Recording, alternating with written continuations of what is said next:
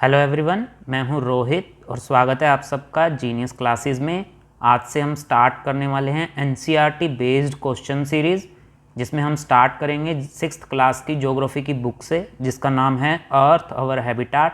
और इसमें first chapter है सौर मंडल में पृथ्वी। इन क्वेश्चंस को करने के बाद आपको एनसीईआरटी की बुक रीड करने की बिल्कुल भी नीड नहीं होगी।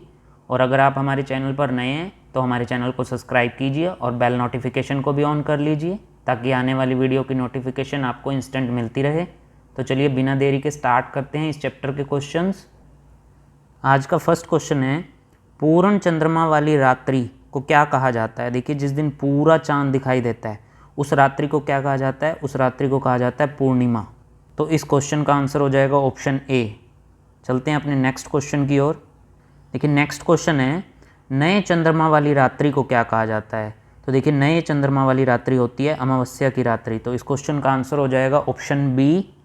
अब बात है मून की, तो मून से रिलेटेड कुछ जुड़े फैक्ट्स को देख लेते हैं कि ये अमावस्या और पूर्णिमा क्या होती है। तो देखिए, ये फिगर आपको दिख रहा होगा। देखिए, ये एक फिगर है। इस फिगर से आपको ये समझने में हेल्प मिलेगी कि कैसे पूर्णिमा और कैसे अमावस्या बनती है।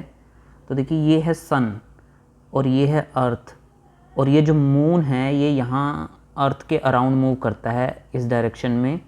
तो होता क्या है, देखिए, ये सन के सामने जो मून होता है ना, उसके इस पार्ट पे तो रोशनी पड़ती है, लेकिन इस पीछे वाले पार्ट पे यहाँ रोशनी नहीं पड़ती है, जिसके कारण हम अर्थ पर ये जो चांद का हिस्सा है ये डार्क दिखाई देता है और हमें वो मून दिखाई नहीं देता।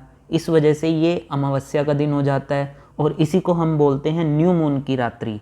ठीक है। अब धीरे धीरे जैसे आगे मूव करता है चंद्रमा, तो क्या होता है कि इस डायरेक्शन में दिखना शुरू होता है, तो हमें कुछ पार्ट दिखाई देने लगता है, जिससे ऐसे ऐसे दिखाई देता है, हमें कुछ आधा हिस्सा दिखना शुरू होता है। फिर और आगे बढ़ता है और हमें कुछ और हिस्सा दिखना शुरू हो जाता है मून का। फिर पूरा आगे बढ़ता है। जैसे जैसे आगे बढ़ता जाता है तो 15 दिन के गैप के बाद, यानी कि ये पूरा सर्कल 15 दिन के गैप में पूरा हो जाता है, और फिर आती है फुल मून, यानी कि जिसे हम पूर्णिमा कहते हैं।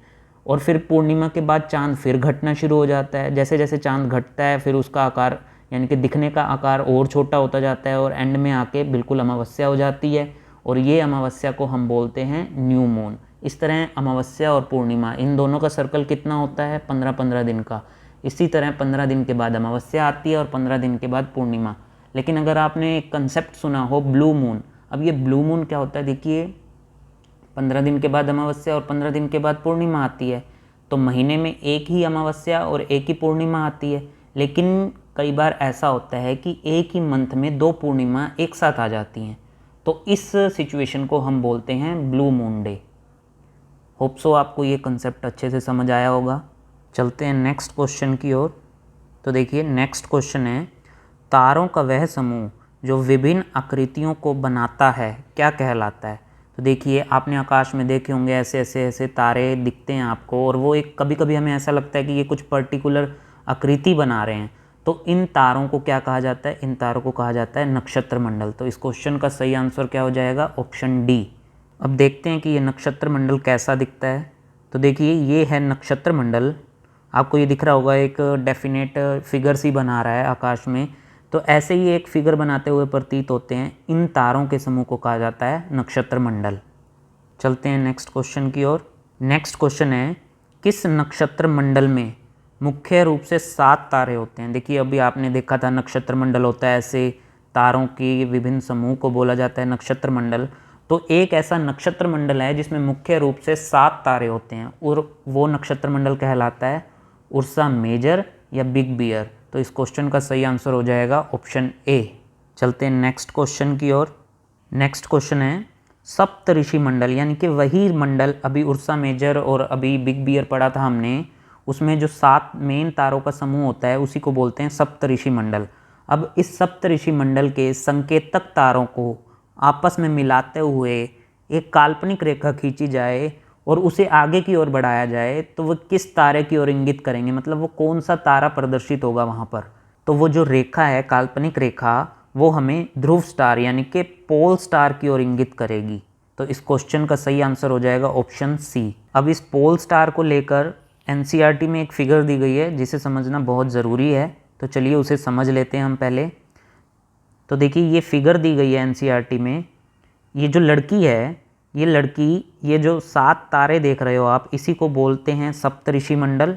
और ये एक रेखा, जो ये काल्पनिक रेखा खींची गई है, ये असलियत में नहीं होती, ये वैसे ही इंगित करती है ये ध्रुव तारे की ओर। और इन 2 तारों को संकेतक तारा इसलिए बोला गया है क्योंकि यही जो 2 तारे हैं ये संकेत कर रहे हैं ध्रुव तारे की ओर। चलते हैं नेक्स्ट क्वेश्चन की ओर। नेक्स्ट क्वेश्चन है, ध्रुव तारा किस दिशा को अंकित करता है? तो देखिए अभी हमने देखा था पोल स्टार है यहाँ पर, जो कि 2 संकेतक तारे उसको संकेत कर रहे थे ऐसे, तो वो किस दिशा की ओर संकेत करता है पोल स्टार? तो देखिए वो संकेत करता है उत्तरी दिशा की ओर। तो इस क्वेश्चन का सही आंसर हो जाएगा ऑप्शन बी। उस फिगर में एक बार फिर देख लेते हैं कि वो नॉर्थ डायरेक्शन की ओर कैसे संकेत कर रहा था। तो देखिए ये जो लड़की है ये पश्चिम दिशा की ओर अपनी पीठ कर कर खड़ी है और वो देख रही है उत्तरी दिशा की ओर। तो ये किस दिशा की ओर संकेत कर रहा है तारा? उत्तरी दिशा की ओर। और इस ध्रुव तारे की यानी कि पोल स्टार की एक खासियत ये है कि ये हमेशा ही उत्तर दिशा की ओर ही संकेत करेगा और स्थिर रहता है ये आकाश में, ये मूव नहीं करता। नेक्स्ट क्वेश्चन है, जिन खगोलीय पिंडों का अपना खुद का प्रकाश नहीं होता, मतलब उनकी खुद की लाइट नहीं होती, उन्हें क्या कहते हैं? देखिए जो आकाश में ऐसे पिंड हैं जिनका खुद का ना तो कोई प्रकाश होता है ना कोई हीट होती है, उन्हें हम कहते हैं ग्रह। मतलब इनकी अपनी कोई चमक नहीं होती, ना ही इनका अपना कोई प्रकाश होता है। तो इस क्वेश्चन का सही आंसर हो जाएगा ऑप्शन बी। नेक्स्ट क्वेश्चन है, जिन खगोलीय पिंडों का अपना खुद का प्रकाश होता है उन्हें क्या कहते हैं? देखिए अभी हमने पढ़ा था जिनका अपना प्रकाश नहीं होता उन्हें तो हम ग्रह कहते हैं, लेकिन जिन पिंडों का अपना खुद का प्रकाश होता है, उनकी खुद की हीट होती है, उन्हें क्या कहते हैं? उन्हें कहते हैं तारा, यानी कि स्टार। तो तारों का अपना खुद का प्रकाश और अपनी हीट भी होती है। तो इस क्वेश्चन का सही आंसर हो जाएगा ऑप्शन सी। नेक्स्ट क्वेश्चन है, पृथ्वी के सबसे नज़दीक के तारे का नाम बताइए। तो देखिए पृथ्वी के सबसे नज़दीक का तारा कौन सा है? वो है सूर्य। तो इस क्वेश्चन का सही आंसर हो जाएगा ऑप्शन ए। अब सूरज एक तारा है, अब उसको तारा क्यों कहा जाता है? क्योंकि देखिए उसका खुद का प्रकाश है, उसकी खुद की लाइट है। और तो देखिए ब्रह्मांड में हमारे लाइट का मेन सोर्स कौन है? सूर्य ही है। और हमारे सौरमंडल का केंद्र बिंदु भी सूर्य ही है। तो सूर्य एक तारा है। इस क्वेश्चन को याद रखिएगा क्योंकि ये घुमा घुमा कर पूछा जाता है कई एग्ज़ाम में, जहाँ सूर्य को एक प्लेनेट की तरह भी दिखाया जाएगा, लेकिन नहीं, सूर्य एक तारा है, तारा। इसको याद रखिएगा। नेक्स्ट क्वेश्चन है, जो खगोलीय पिंड ग्रह के चारों ओर चक्कर लगाते हैं उन्हें क्या कहते हैं? देखिए अभी हमने ग्रह पढ़े थे। ग्रह क्या होते हैं?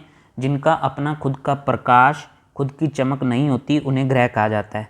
अब इन ग्रहों के चारों ओर भी कई खगोलीय पिंड चक्कर लगाते हैं, उन्हें क्या कहते हैं? उपग्रह, यानी कि सैटेलाइट। तो इस क्वेश्चन का सही आंसर क्या हो जाएगा? Option D. चलते हैं नेक्स्ट क्वेश्चन की ओर। तो देखिए नेक्स्ट क्वेश्चन है, पृथ्वी के उपग्रह का नाम बताइए। अब पृथ्वी के उपग्रह का नाम बताने से पहले हमें ये पता होना चाहिए कि पृथ्वी के उपग्रह हैं कितने। तो पृथ्वी का केवल एकमात्र उपग्रह है, वो भी है चंद्रमा। और ये जो बाकी के ऑप्शन है, टाइटन, डिमोस, फोबोस, ये भी उपग्रह हैं, लेकिन इसका अध्ययन हम आने वाली वीडियो में करेंगे। जैसे जैसे कंसेप्ट आगे बढ़ेगा आपको इन सब के बारे में पता चल जाएगा कि ये किसके उपग्रह हैं। अभी आपको सिर्फ इतना पता होना चाहिए कि पृथ्वी का उपग्रह कौन सा है? चंद्रमा। और चंद्रमा इकलौता एकमात्र पृथ्वी का उपग्रह है। नेक्स्ट क्वेश्चन पर चलते हैं। नेक्स्ट क्वेश्चन है, सूर्य पृथ्वी से डैश करोड़ किलोमीटर की दूरी पर स्थित है। यानी कि अब हमें क्या बतानी है? सूर्य की पृथ्वी से दूरी कितनी है ये बतानी है, और वो भी करोड़ किलोमीटर में। इस यूनिट को याद रखिएगा क्योंकि वो यूनिट को बार बार घुमाएगा, आपको उसी के अकॉर्डिंग आंसर देना है। तो देखिए इस क्वेश्चन का आंसर हो जाएगा ऑप्शन सी, यानी कि सूर्य पृथ्वी से 15 करोड़ किलोमीटर की दूरी पर स्थित है। और यही अगर वो पूछता कितने मिलियन किलोमीटर की दूरी पर स्थित है, तो मिलियन किलोमीटर हो जाते 150, लेकिन अब उसने पूछा है करोड़ किलोमीटर, तो करोड़ किलोमीटर के हिसाब से आंसर हो जाएगा ऑप्शन सी। नेक्स्ट क्वेश्चन पे चलते हैं। नेक्स्ट क्वेश्चन है, सौर मंडल में कौन कौन शामिल है? अब आपको बताना है कि सौर मंडल में क्या क्या चीज़ें इंक्लूडेड हैं। क्या सूर्य, ग्रह, उपग्रह ये इंक्लूड है, क्षुद्र ग्रह ये इंक्लूड है, उल्का पिंड ये इंक्लूड है, या ये सभी इंक्लूड हैं? तो देखिए इस क्वेश्चन का सही आंसर जो होगा वो होगा ऑप्शन डी, यानी कि सौर मंडल में ग्रह भी आते हैं, उपग्रह भी आते हैं, और सूर्य जो कि एक तारा है, मतलब तारे भी आते हैं, क्षुद्र ग्रह, उल्कापिंड, ये सब आते हैं। अब ये क्षुद्र ग्रह, उल्कापिंड क्या होते हैं, इनके बारे में आगे जैसे जैसे कंसेप्ट आगे बढ़ेगा आपको सब पता चल जाएगा। अभी आपको सब ये याद रखना है कि सौर मंडल में ये सभी चीज़ें इंक्लूडेड हैं। तो इस क्वेश्चन का सही आंसर क्या हो जाएगा, ऑप्शन डी। नेक्स्ट क्वेश्चन है, सौर मंडल का मुखिया कौन है। देखिए हमारा जो सौर मंडल है इसका मुखिया कौन है, इसके केंद्र बिंदु पर कौन स्थित है, मतलब तो इसका मुखिया है सूर्य। इस बारे में मैंने आपसे वीडियो में शुरू में भी बात की थी कि हमारे सौर मंडल का मुखिया कौन है, तो वो है सन। तो इस क्वेश्चन का सही आंसर हो जाएगा ऑप्शन ए। अगर आपको हमारी वीडियो पसंद आ रही है तो हमारी वीडियो को लाइक कीजिए और चैनल को सब्सक्राइब कीजिए, बेल नोटिफिकेशन को भी ऑन कर लीजिए ताकि आने वाली वीडियो की नोटिफिकेशन आपको ऐसे ही मिलती रहे। और यकीन मानिए इन क्वेश्चन को करने के बाद आपको एनसीईआरटी की बुक बिल्कुल भी पढ़ने की नीड नहीं रहेगी। एनसीईआरटी की हर एक लाइन से हमने जो क्वेश्चन बनाए हैं इसके अलावा और कोई क्वेश्चन बनाना पॉसिबल नहीं है। तो आप इस सीरीज़ को बड़े गौर से सुनिए ताकि आने वाले एग्ज़ाम्स में आपकी हेल्प हो सके। चलते हैं नेक्स्ट क्वेश्चन की ओर। नेक्स्ट क्वेश्चन है, जूलॉजी का संबंध निम्न में से किससे है। अब आपको बताना है कि जूलॉजी का संबंध निम्न में से किससे है। तो इस क्वेश्चन का सही आंसर हो जाएगा ऑप्शन ए, यानी कि पृथ्वी का अध्ययन। तो देखिए जियो का मतलब आपको पता ही होगा, जियो का मतलब है अर्थ, और लॉजी जिस भी शब्द के पीछे लग जाता है ना उसका मतलब हो जाता है अध्ययन करना। अब यहाँ ऑप्शन सभी भी दे रखा था, लेकिन इसका मतलब ये नहीं है कि किसी भी क्वेश्चन में आप सभी देखिए तो सभी को क्लिक कर दीजिए। तो इस क्वेश्चन का जो सही आंसर है ऑप्शन ए। चलते हैं नेक्स्ट क्वेश्चन की ओर। नेक्स्ट क्वेश्चन है, जियोमेट्रिया का संबंध निम्न में से किससे है। देखिए ये सारे क्वेश्चन एनसीईआरटी में ही दिए गए हैं, तो आप प्लीज़ इसे सीरियसली पढ़िए। और अब आपको बताना है कि जियोमेट्रिया का संबंध किससे है। तो देखिए जियोमेट्रिया का संबंध है पृथ्वी के मापन से। मेट्रिया, जैसे आपने जियोमेट्री पढ़ा होगा तो मेट्री क्या होता है, मापन। इसी तरह जियोमेट्रिया इसका अर्थ होता है पृथ्वी का मापन। तो इस क्वेश्चन का सही आंसर हो जाएगा ऑप्शन बी। चलते हैं नेक्स्ट क्वेश्चन की ओर। नेक्स्ट क्वेश्चन है, जियोइड का संबंध निम्न में से किससे है। तो देखिए जियोइड ना पृथ्वी के आकार के अनुरूप। तो इस क्वेश्चन का आंसर हो जाएगा ऑप्शन सी। और अगर आपसे कोई पूछे कि हमारी अर्थ की शेप क्या है तो उसका आंसर भी यही होएगा, जियोइड। तो आपसे ये क्वेश्चन किसी भी रूप में पूछा जा सकता है। तो इस क्वेश्चन का तो सही आंसर है ऑप्शन सी। आपको पता है कि हमारी पृथ्वी पूर्ण रूप से गोल नहीं है। हमारी पृथ्वी ऐसे है, चपटी सी, यानी कि ऊपर से ऐसे ऐसे, मतलब यहाँ से थोड़ी फ्लैट, यहाँ से थोड़ी फ्लैट और यहाँ से सर्कल टाइप में है। तो इस शेप को बोला जाता है जियोइड। चलते हैं अब हम अपने नेक्स्ट क्वेश्चन की ओर। नेक्स्ट क्वेश्चन है, सौर मंडल में ग्रहों की संख्या कितनी है। देखिए ये क्वेश्चन पे डाउट रहता है, कईयों को याद रहता है, कईयों को याद नहीं रहता। तो आज मैं आपको क्लियर कर दूं, इस क्वेश्चन का सही आंसर होगा ऑप्शन ए, यानी कि हमारे सौर मंडल में 8 ग्रह हैं। और वो 8 कौन कौन से हैं, तो देखिए बुध, शुक्र, पृथ्वी, मंगल, बृहस्पति, शनि, यूरेनस, नेपच्यून। और जो प्लूटो था उसको हटा दिया गया है। उसके बारे में हम अभी आगे चर्चा करेंगे कि कैसे हटाया, क्यों हटाया गया। लेकिन अभी इसी क्वेश्चन का आंसर हो जाएगा ऑप्शन ए। तो चलते हैं हम अपने नेक्स्ट क्वेश्चन की ओर। नेक्स्ट क्वेश्चन है, सूर्य से बढ़ती दूरी के अनुसार निम्न में से कौन सा व्यवस्थित क्रम में है। तो आपको ये बताना है, जैसे ये सूर्य है उसके बाद कौन सा ग्रह आता है, फिर उसके बाद कौन सा ग्रह आता है, ऐसे ऐसे करके आपको बताना है कि इसमें से कौन सा सीक्वेंस में लगा हुआ है। तो देखिए हम सारे ऑप्शन को एक एक बार करके देख लेते हैं। सबसे पहले दे रखा है ऑप्शन ए में पृथ्वी। क्या पृथ्वी सूर्य के सबसे पास है? नहीं, तो ये ऑप्शन तो हमारा गलत हो जाएगा। अब दूसरे नंबर पे है शुक्र। क्या शुक्र सूरज के सबसे पास है? नहीं, ये भी गलत हो जाएगा। अब हमें पता है कि बुध सबसे पहले है, तो हमारे पास ये 2 ऑप्शन सही बचते हैं। लेकिन आगे देखिए बुध के बाद दे रखा है पृथ्वी। क्या बुध के बाद पृथ्वी आती है? नहीं, बुध के बाद तो शुक्र आता है। तो इस क्वेश्चन का सही आंसर क्या हो जाएगा? ऑप्शन डी, यानी कि सबसे पहले है बुध, फिर है शुक्र, फिर है पृथ्वी और उसके बाद है मंगल। तो ये सीक्वेंस आपको याद होनी चाहिए और ये सीक्वेंस आपको पीडीएफ में मिल जाएगी। इस वीडियो की पीडीएफ फाइल आप हमारे टेलीग्राम ग्रुप से प्राप्त कर सकते हैं, जिसका लिंक आपको डिस्क्रिप्शन में ही मिलेगा। अब इन सारे ग्रहों की सीक्वेंस को हम देख लेते हैं। तो ये देखिए, ये है इन ग्रहों की सीक्वेंस। सब ये देखिए, ये है सबसे पहले सन। सन के बाद सबसे क्लोज, जो सन के सबसे क्लोज है वो है बुध, यानी कि मरकरी। उसके बाद आता है शुक्र, वीनस। उसके बाद हमारी अर्थ, जिस पे हम रह रहे हैं, उसके बाद है मंगल, और उसके बाद है बृहस्पति जुपिटर, शनि सैटर्न, और अरुण यानी कि यूरेनस, और वरुण नेपच्यून, और प्लूटो को इससे हटा दिया गया है। ठीक है, तो अब इनको याद करने के लिए हमारी एनसीईआरटी में एक लाइन भी दी हुई है, my very efficient mother just served us nuts. तो अब इसको इससे रिलेट कैसे करना है, तो देखिए पहले एम को डार्क किया गया है मतलब मरकरी, उसके बाद वीनस, उसके बाद अर्थ, उसके बाद मार्स, उसके बाद जुपिटर, उसके बाद सैटर्न, यूरेनस, नेपच्यून। तो आप इस सीक्वेंस से भी इसको याद कर सकते हैं।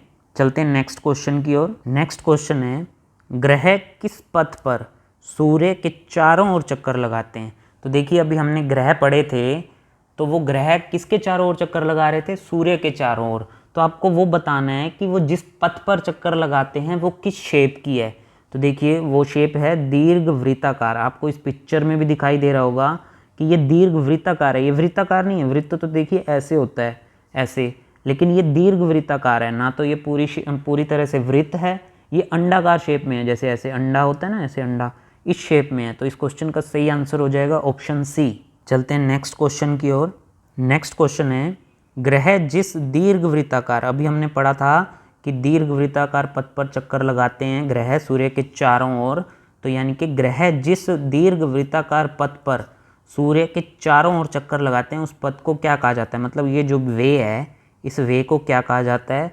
तो ये जो पथ है ये कहलाती है उस ग्रह की कक्षा, और इसी कक्षा पे ही ग्रह सूर्य के चारों ओर चक्कर लगाते हैं। जैसे ये सूर्य है तो ग्रह इसी कक्षा के अनुरूप ही सूर्य के चारों ओर चक्कर लगाते रहेंगे। तो इस क्वेश्चन का सही आंसर हो जाएगा ऑप्शन ए यानी कि ऑर्बिट। अभी जो लास्ट फिगर हमने देखी थी उसमें देख लेते हैं। देखिए ये इसकी ऑर्बिट कहलाएगी, क्योंकि इसी पर ही ग्रह जो हैं सूर्य के चारों ओर चक्कर लगाते हैं। नेक्स्ट क्वेश्चन है, सूर्य के चारों ओर चक्कर लगाने में ग्रहों को लगने वाला समय, यानी कि जो समय वो लेते हैं चक्कर लगाते हुए, वो समय क्या कहलाता है। अब मान लीजिए ये सूर्य है और सूर्य के चारों ओर ये ग्रह चक्कर लगा रहे हैं, तो इस ग्रह को यहाँ से स्टार्ट होते हुए ये पूरा चक्कर कंप्लीट करते हुए यहाँ एंड तक वापस पोजीशन पर, सेम पोजीशन पर आने में जो समय लगा, इस समय को क्या कहा जाता है। तो इस समय को कहा जाता है परिक्रमण काल, यानी कि रिवोल्यूशन पीरियड। तो इस क्वेश्चन का सही आंसर हो जाएगा ऑप्शन ए। चलते हैं नेक्स्ट क्वेश्चन की ओर। नेक्स्ट क्वेश्चन है, अपने ही अक्ष पर चक्कर लगाने में ग्रहों को लगने वाला समय क्या कहलाता है। देखिए पहले तो हमें पता होना चाहिए ये अक्ष क्या है। मान लो ये पृथ्वी है, अब ये पृथ्वी की जो सेंटर लाइन है ना, ये उसका अक्ष कहलाती है, अक्ष। और आपको पता है कि हमारी जो अक्ष है पृथ्वी की, ये झुकी हुई है कितने डिग्री पर, 23.5 डिग्री अक्षांश पर झुकी हुई है हमारी पृथ्वी की अक्ष। तो ये जो अपने अक्ष पर पृथ्वी घूमती है, मतलब ये ऐसे घूमेगी, जो ऐसे घूमती जाएगी, पृथ्वी अपने अक्ष पर भी घूमती है। अब इस अक्ष पर एक चक्कर पूरा करने में, मतलब यहाँ से स्टार्ट हुए और वापस यहीं तक पहुँचने में पृथ्वी को कितना समय लगता है, अपने अक्ष पर घूर्णन करने में जो समय लगता है उसको बोलते हैं घूर्णन काल। तो इस क्वेश्चन का सही आंसर हो जाएगा ऑप्शन बी, रोटेशन पीरियड। अब हमने परिक्रमण काल भी देख लिया और घूर्णन काल भी देख लिया, तो अब हम परिक्रमण और घूर्णन दोनों के बारे में देख लेते हैं। कईयों को बहुत कन्फ्यूज़न रहती है कि परिक्रमण कौन सा होता है, घूर्णन कौन सा होता है। तो देखिए ये है सन और ये है अर्थ, ठीक है। अब अर्थ हमें पता है, अर्थ एक ग्रह है, और ये ग्रह क्या करते हैं, सूर्य के चारों ओर चक्कर लगाते हैं। ये देखिए ये अर्थ ने शुरू किया ये अपनी ऑर्बिट, हमने ऑर्बिट भी पढ़ लिया था। ऑर्बिट क्या होती है, वो प्री डिटरमाइंड पाथ जिस पर यानी कि ग्रह मूव करते हैं सूर्य के चारों ओर। तो ये जो अर्थ है ये इसके चारों ओर घूमती है, किसके, सन के। तो इसे तो बोलते हैं रेवोल्यूशन, यानी कि परिक्रमण काल। अब याद कैसे रहे कि ये परिक्रमण काल है या घूर्णन काल है, तो मैं आपको एक शॉर्ट सी ट्रिक बताता हूँ याद रखने की। तो देखिए मान लीजिए ये अर्थ नहीं है, ये एक पेड़ है और ये है हम। अब हमें पेड़ के चारों ओर चक्कर लगाना होता है, तो हम मंदिर में जाकर क्या बोलते हैं, पेड़ की परिक्रमा कर ले, मतलब पेड़ के चारों ओर घूम ले।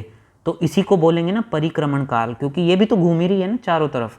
तो ये तो होता है परिक्रमण काल, और इसी को जो टाइम लगता है इसी को बोलते हैं परिक्रमण काल, और इसको बोलते हैं परिक्रमा, ठीक है। और रोटेशन क्या होता है यानी कि घूर्णन क्या होता है। देखिए अर्थ अभी मैंने आपको बताया था 23.5 डिग्री पर झुकी हुई है ऐसे, तो वो 23.5 डिग्री पर अपने ही अक्ष पर घूमती रहती है, तो वो अपने अक्ष पर घूमती है तो वो कहलाती है क्या, रोटेशन। इसी अपने अक्ष पर घूमने को बोलते हैं रोटेशन। अर्थ क्या करती है, ऐसे ऐसे ऐसे घूमते हुए आगे बढ़ती है, मतलब वो रोटेशन भी कर रही है सेम पीरियड पर और रेवोल्यूशन भी कर रही है, तो इसी को बोला जाता है रोटेशन और रेवोल्यूशन। होप सो कि आगे आपको इसमें कन्फ्यूज़न ना हो कोई भी। चलते हैं हम अपने नेक्स्ट क्वेश्चन की ओर। तो देखिए नेक्स्ट क्वेश्चन है, सूर्य के सबसे निकट का ग्रह कौन सा है। अब हमें ये बताना है कि सूर्य के सबसे निकट का ग्रह, हमने सीक्वेंस पढ़ लिया था, तो उस सीक्वेंस में सबसे पहले कौन था, पृथ्वी थी, नहीं थी। अच्छा शुक्र था, शुक्र भी नहीं था, तो सबसे पहले कौन सा था, बुध ग्रह। तो इस क्वेश्चन का सही आंसर क्या हो जाएगा, ऑप्शन बी, मरकरी। तो चलिए चलते हैं नेक्स्ट क्वेश्चन की ओर। नेक्स्ट क्वेश्चन है, बुध ग्रह का परिक्रमण काल और घूर्णन काल कितना है। परिक्रमण अब आपको समझ आ गया होगा ना, परिक्रमण क्या है, यानी कि बुध सूर्य के चारों ओर चक्कर काटने में कितना टाइम लेता है, और सूर्य और जो बुध ग्रह है ये अपने ही अक्ष पर घूमने में कितना टाइम लेता है। तो इसका आंसर आपको बताना है। इस क्वेश्चन का सही आंसर हो जाएगा ऑप्शन ए, यानी कि बुध सूर्य के चारों ओर परिक्रमा करने में तो 88 दिन लेता है और अपने अक्ष पर घूर्णन करने में 59 दिन लेता है। देखिए इसकी पूरी टेबल एनसीईआरटी में दी गई है, नेक्स्ट वीडियो जो अपलोड की जाएगी उसमें आपको इन सभी ग्रह का घूर्णन काल और परिक्रमण काल दोनों ही मिलेंगे। एनसीईआरटी से बचता हुआ एक भी क्वेश्चन ऐसा नहीं होगा जो हम वीडियो में कवर नहीं करें, तो आप ट्रस्ट रखिए और इन क्वेश्चंस को बड़े ध्यान से करिए और अच्छे से याद करिए ताकि आने वाले एग्ज़ाम्स में आपकी हेल्प हो सके। और इस क्वेश्चन का तो हमने कर लिया, ऑप्शन ए हो जाएगा इसका सही आंसर। चलते हैं हम नेक्स्ट क्वेश्चन की ओर। देखिए नेक्स्ट क्वेश्चन है, बुध ग्रह के कितने उपग्रह हैं। उपग्रह का मतलब क्या होता है, चंद्रमा। पृथ्वी का केवल एक ही है, अब आपको बताना है कि बुध ग्रह के कितने हैं। तो देखिए बुध ग्रह का एक भी उपग्रह नहीं है और इसको याद रखने का बहुत ही अच्छा तरीका है। देखिए बुध से आप याद रख सकते हैं बुद्धू कौन होता है, फुलिश लोग। तो फुलिश लोग के कितने फ्रेंड्स होते हैं, एक भी नहीं। तो इस क्वेश्चन का आंसर क्या हो जाएगा, 0। तो इस क्वेश्चन का आंसर है ऑप्शन डी। चलते हैं हम नेक्स्ट क्वेश्चन की ओर। नेक्स्ट क्वेश्चन है, अंतरराष्ट्रीय खगोलीय संगठन ने प्लूटो को ग्रह की सूची से कब बाहर किया। देखिए अभी मैंने आपको शुरू में बताया था कि प्लूटो को ग्रह की सूची से बाहर कर दिया गया। तो ये क्वेश्चन सबसे पहले इंपॉर्टेंट है कि किसने किया था, खगोलीय संगठन, कौन सा, अंतरराष्ट्रीय खगोलीय संगठन ने किया था। और किया कब था, अगस्त 2006 में। तो आपसे कुछ भी पूछा जा सकता है कि किसने इसको बाहर किया और कब बाहर किया। इनकी 2006 में जो मीटिंग हुई थी, इसलिए इस मीटिंग में ये डिसाइड किया गया था कि प्लूटो को ग्रह की सूची में नहीं रखा जाएगा। और इसके पीछे न रखने की वजह जो थी, क्योंकि हमें पता होना चाहिए कि क्यों नहीं रखा प्लूटो को ग्रह की सूची में। तो देखिए अब आप यहाँ देखिए, जब प्लूटो ग्रह की सूची में था तो क्या था कि ये जो ऑर्बिट है, अभी हमने पढ़ा था ना ऑर्बिट क्या होती है। ऑर्बिट वही पाथ होता है जिसपे वो सूर्य के चारों ओर चक्कर लगाते हैं, ग्रह होते हैं। तो ये जो ऑर्बिट है, इसको ध्यान से देखिए, यहाँ ये जो ऑर्बिट, ये साथ आ रही है नेपच्यून की ऑर्बिट और ये थी प्लूटो की ऑर्बिट। तो ये जो प्लूटो है ना, ये प्लूटो नेपच्यून की ऑर्बिट को कट करता था, जबकि ग्रह बनने के लिए सबसे बड़ी कंडीशन ही यही थी कि ग्रह का अपना एक निश्चित पाथ हो। अब निश्चित पाथ तो प्लूटो का था, लेकिन क्या था कि दूसरी जो कंडीशन थी कि वो किसी और ग्रह की ऑर्बिट को कट ना करे। लेकिन ये तो कट कर रहा है, देखिए यहाँ से भी कट कर रहा है, यहाँ से भी कट कर रहा है। तो मतलब प्लूटो दूसरी कंडीशन को तो सेटिस्फाइड नहीं कर पाया, इसीलिए इसको ग्रह की सूची से हटा दिया गया। और अब इनको बोना ग्रह बोला जाता है। बोना ग्रह मतलब छोटा सा ग्रह जो ग्रह की सूची में नहीं है।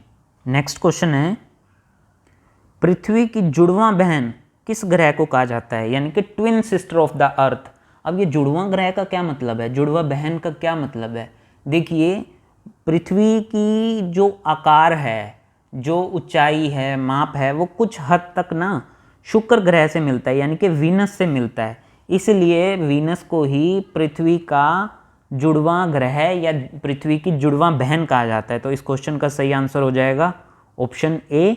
ये थे आज के हमारे कुछ क्वेश्चन। ये अभी चैप्टर पूरा नहीं हुआ है, इसको 2 पार्ट में अपलोड किया जाएगा, वीडियो ज़्यादा लंबी हो जाती, तो इस वजह से इतने ही क्वेश्चन बनाए हैं। इसके बाद नेक्स्ट पार्ट जो आएगा उसमें चैप्टर कंप्लीट हो जाएगा, लेकिन तब भी हम अपने चैप्टर को कंप्लीट नहीं करेंगे, सिर्फ एनसीईआरटी ही नहीं पढ़ेंगे। उसके बाद जो एक्स्ट्रा क्वेश्चन भी बनते हैं इस चैप्टर से रिलेटेड उनको भी कवर किया जाएगा। और एनसीईआरटी तो इम्पोर्टेंट है ही है हमारे लिए, उससे बाहर भी बहुत कुछ है पढ़ने के लिए। तो हम सारा जो मटेरियल है उसको एक साथ पढ़ते चलेंगे ताकि हमारे एग्ज़ाम में अगर कोई बाहर से भी क्वेश्चन बनता है तो वो हमारा मार्क्स लेकर ना जाए बल्कि हमें मार्क्स देकर जाए। आज हमने जितने भी क्वेश्चन पढ़े उसमें से आपसे एक क्वेश्चन पूछा जाएगा। तो देखिए ये है वो क्वेश्चन, बुध ग्रह का परिक्रमण एवं घूर्णन काल कितना है। आपको इसके 4 ऑप्शन दिए गए हैं, इसमें से सही उत्तर आपको हमारे कमेंट बॉक्स में लिखना है। अगर आज की वीडियो आपको पसंद आई हो तो हमारी वीडियो को लाइक कीजिए और अपने फ्रेंड्स के साथ शेयर कीजिए। अगर आप चैनल पर नए हैं तो हमारे चैनल को सब्सक्राइब कीजिए और बेल नोटिफिकेशन को भी ऑन कर लीजिए ताकि आने वाली वीडियो की नोटिफिकेशन आपको इंस्टेंट मिलती रहे। हम आपके लिए ऐसी ही यूज़फुल वीडियो लाते रहेंगे। तो मिलते हैं कल एक नई वीडियो के साथ, तब तक के लिए जय हिंद, जय भारत।